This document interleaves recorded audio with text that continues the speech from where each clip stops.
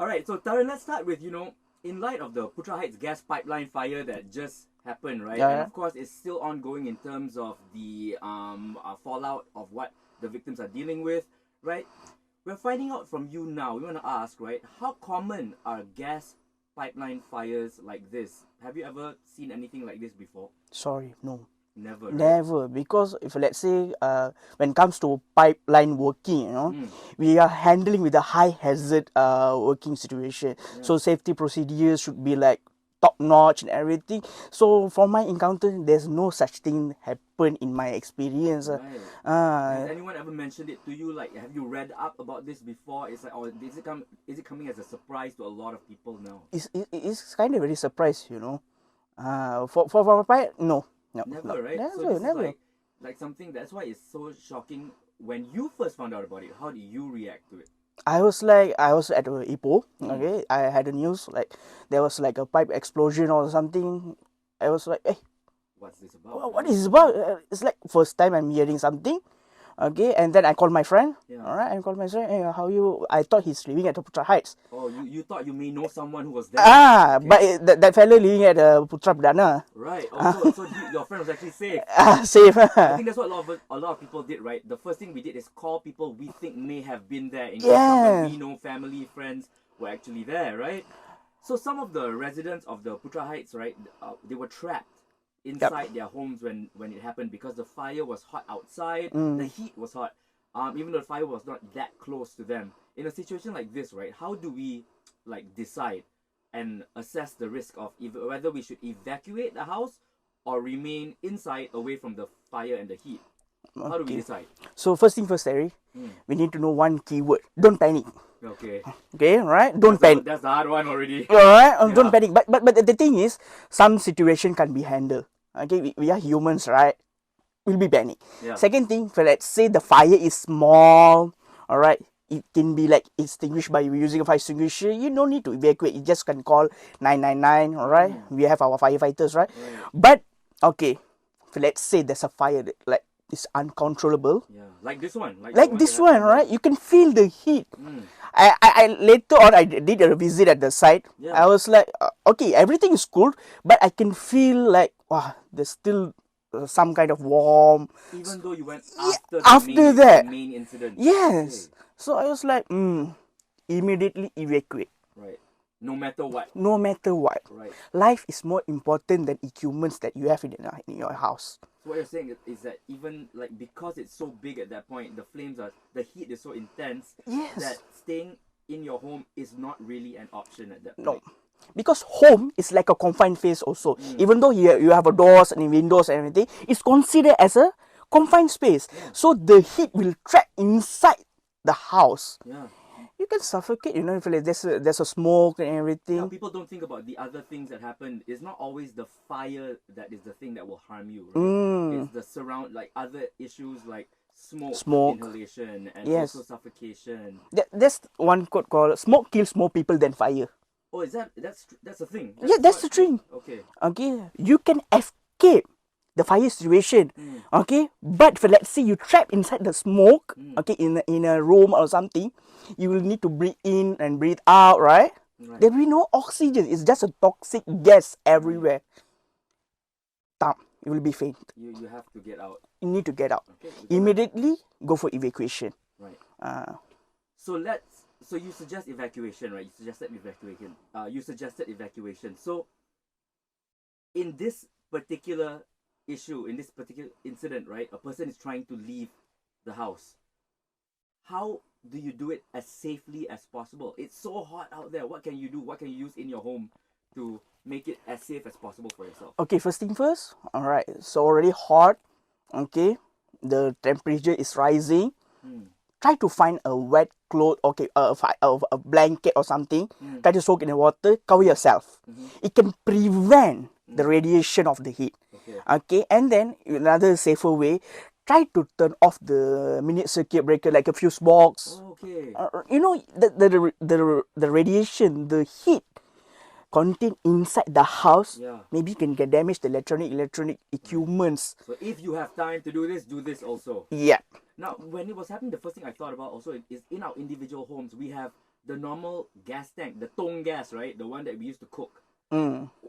Is there something we should do about that? Like, Don't worry, it won't explode. it won't. It won't explode. Okay. It won't explode. All right. So the first thing you guys need to focus on electrical equipments. Right. Turn off the. Our Malaysian citizens, like, we like to plug in a lot of plugs on over and over and over again. That's a very bad habit, you know. Into Right? one outlet, is it? Yeah. Right. So don't do that. Don't And do also- that. So to begin with, we shouldn't do that at all.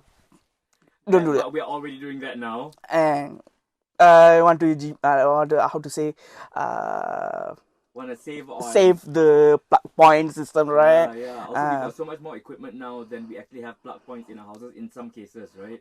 Now you mentioned we should try to get a wet blanket, Yep. put it over ourselves and escape the home. Yes. If we don't have enough blankets, for example, let's say there's too many people, should we just like pour water on ourselves, like wet ourselves before? Yeah, you can. Yeah, going out? you Just can be wet. be wet. Oh, Alright. okay. Well, for like say person like me, I need like 2 types of towel. You know, I need to cover myself also. You're not that large. You're not. almost, right? So other than that, is there anything else we can do? Wet ourselves, make sure we're either wearing wet clothes or a wet blanket, and then start running. Start running. Okay. Evacuation is most important thing. Even our pegawai bomber, right? Everyone advise, don't try to fight with the fire. Okay. Evacuate. Some people will try to save as many of the things as they run, take something with them. But when it's this imminent, then you just have to go. Just to go. Right. Do you find that when people evacuate, in your experience, right, do they often try to take things? Yep.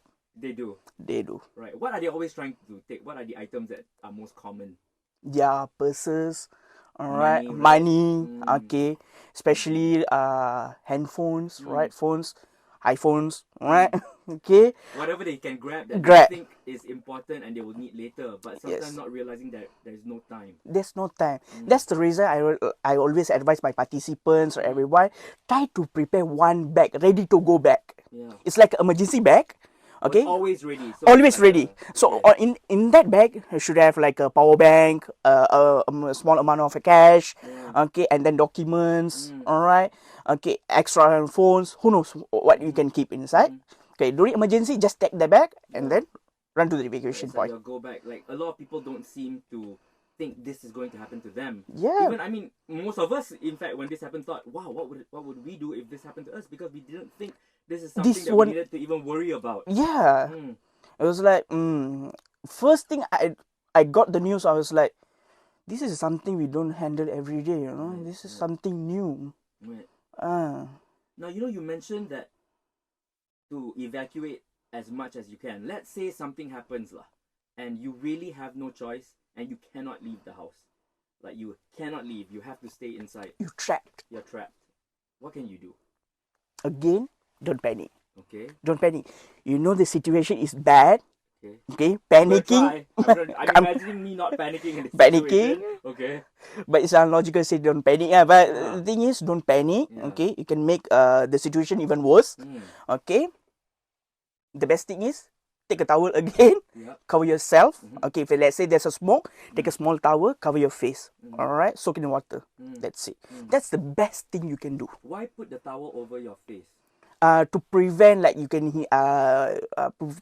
prevent to smoke, inhale the smoke. Oh, so it will be like a kind of like a mask. Mask, like a filter. like a filter. Right. So you can place it over your face, but like not like flat on your face. not flat on the face, just cover like something like this. So that it will provide some form of filtration. Filtration. against, like the smoke and Yeah.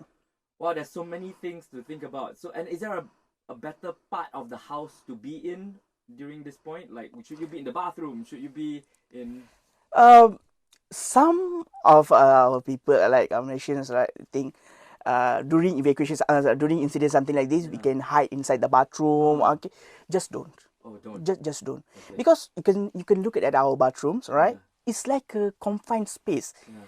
If let's say you don't have any ventilation fan, you don't have any windows or anything, Right. if let's say there's a heat rising up in your house, imagine you're inside the bathroom, Yeah. you get roasted. Or it's almost like you're putting yourself in an oven. Oven. Of sorts, Yeah. Because it's confined and the heat is rising. Yes. So should you?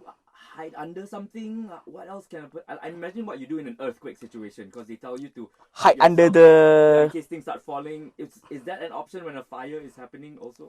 If let's say there's a fire, please don't hide any under of the. No. No. Okay. Okay, because I saw the videos and the images. Yeah. After the when the heat radiation happening, like all the equipment started to fall, Yeah. right, everything. There's about like a high range of heat radiation. It can cause a heat stroke, you know. Yeah. So the best thing is you need to find like an open room, part open part of a house, right? Like a bigger room. Bigger room. Okay, cover yourself, sit down, and call for 999. That's the thing. Don't panic. If let's say you panic, Yeah. you can't even call 999. Right. Wow. So many things to consider.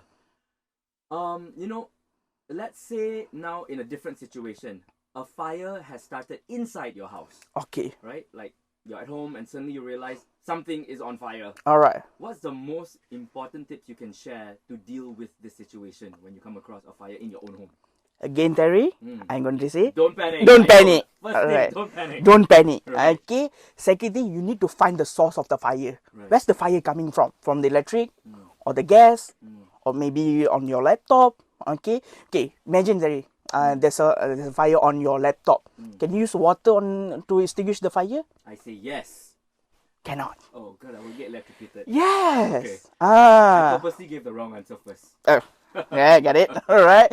So you need to find an alternative way. Okay. Alternative way. First thing first, you need to switch off the fuse box. Okay. Okay. So not even go to the outlet where it's plugged into. Go to the fuse box. Fuse box, itself, the right? main. The main, yeah. The main. All right. Turn off the switchboard, and then let's say once you turn off the switchboard, there's no electricity supply over there. Yeah. Try to find the wet towel, soak in the water, right, towel, and cover it on top. Okay, That's that's it. when you can use water. Yes. After you've made sure that you won't actually electrocute yourself. Yep.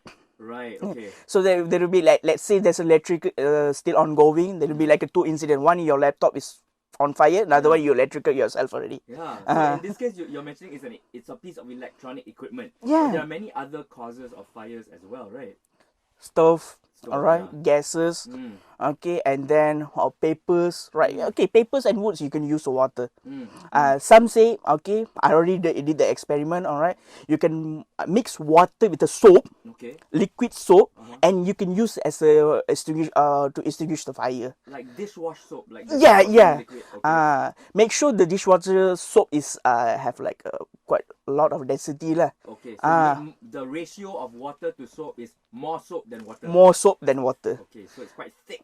Quite thick. It's a Okay. chemical. Right. Alright, so it Because won't. even like a person who doesn't know may wonder like is soap going to be fuel for the fire? Because me, I'm not even sure. So but soap in this case is not going to fuel the fire. No, Okay. no, just a soap. Just don't mistake your soap for oil or something. Yep. Okay. Because in a panic, like you said, don't panic first. Don't panic first. Right. That's the thing. Is there a type? Do enough people have fire extinguishers at home? No, I can show you that. So you, based on your experience, right? Based my experience, Yeah. I already trained a lot of companies, a lot of participants on my studies. Okay, 80 to 90%. Okay, our Malaysian citizens doesn't have a fire extinguisher in their houses. Right. All right. If let's say I ask why you don't have a fire extinguisher in your house, why? Why? Is it expensive? Is that why? Why do people not? No, it's not expensive. If let's say you purchase one time, you can use for like 10 years. You know. Right. And that's another good point you bring up. It has an expiry date. Yep. Yeah. Some people will have a fire extinguisher, but do you find that they've held on to it for too long? Too long. It didn't do any maintenance services. All right. That's the reason I'm here. I will teach them how to do the service, how to do the maintenance, right? How to use the proper fire extinguisher and everything. Yeah. A to Z. Okay. Also, when we think of fire extinguishers, we imagine those ones that are strapped to all the hospital pillar when you go to right? And then it's there stuck there, the big one, right? There are other types of fire extinguishers that are more portable. Yes, there's a Okay. foam type. Uh-huh. All right. There's like a CO2 type. Right. There's a classes of fire extinguisher. You know. Is there a best one for the home? Best one for the home is the ABC dry powder. What's that? It's like a powdery type of a fire extinguisher. But it also gets sprayed out. Yeah. Okay. It will stick on the surface of the fire. So it will prevent fire spread. What's it called? ABC. ABC dry powder. ABC Dry dry powder, something yes. to remember. So it's does it work on most types of different Yeah. fires also? Yeah. So it's like a one extinguisher for most fires. Most fire is like a Right. universal fire extinguisher. Yeah. Is the size, what size does it come in? Because I know some people worry that if maybe they're a bit older, they are not strong enough to lift a fire extinguisher. Does it come in a size that's small that almost anybody can use it? 1 kilo, 2 kilos. Yes, Yes, so it's it a looks almost like an aerosol small bottle. small bottle, right? There's a 3 kilos, 6 kilos. Okay, and there's a 9 kilo also. I like my house. I have a 6 kilo one. Because you are strong. Yeah, thank you for the Either compliment. that or you are prepared to save anyone Yes. that may need it around you. I guess your neighbors are the luckiest people. If you're living next to them, you're the first person they're gonna come to because you know everything, right? I got everything in even my car. I got the hose reel. I mean the hose hydrant and everything Ah, to make sure we are well prepared. right.